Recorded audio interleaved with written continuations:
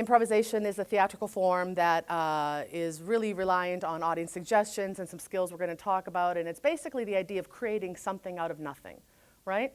And so there are certain skills that are important to an improviser.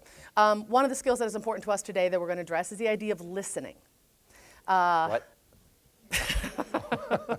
Every time, it gets me every time. Improvisation is making things up as we go, right? So if we're not listening to our scene partners, and by scene partners, it might be your colleague, it might be a potential client, it might be whoever's in the room with you. By not listening, we're missing out. We have to listen in order to know what to say. And improvisation is also about taking risks. You know, you heard in the initial talk about sometimes we get caught up in all the negativities trying to find out what goes wrong. But in improvisation, we have a rule that we always say yes to whatever happens.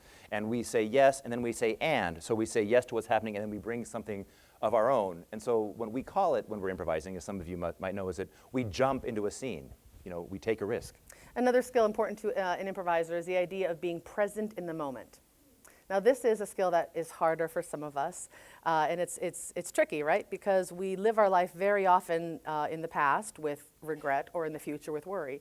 But the present is where life is happening and where everything really happens. It's not 5 minutes ago, it's not even 1 minute ago. It's not in the future, it's right now. And so the skill of being present in this moment. So right now, I ask you all to not worry about lunch, to not worry about what just happened and that beautiful movie director chair we have up there, but to be present right now and see what's to be gained from this moment. That's a skill of improvisation.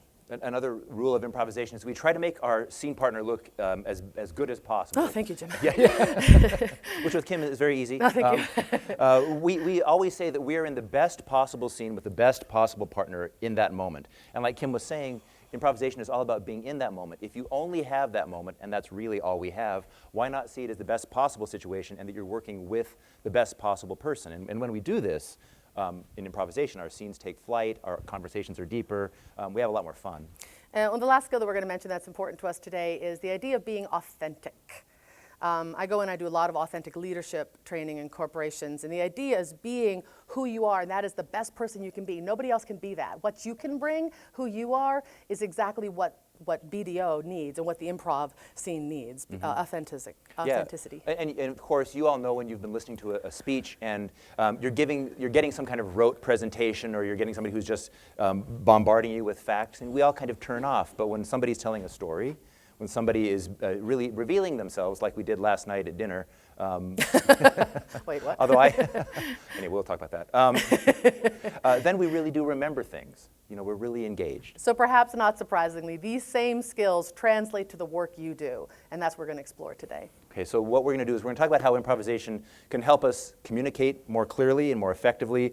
We're going to talk about ways that improvisation can help storytelling. And storytelling, right? And storytelling, how that can help you get new clients and retain good members. But most of all, we're going to talk about how improvisation and storytelling can help you tell BDO's story in the most authentic, compelling, and engaging way possible.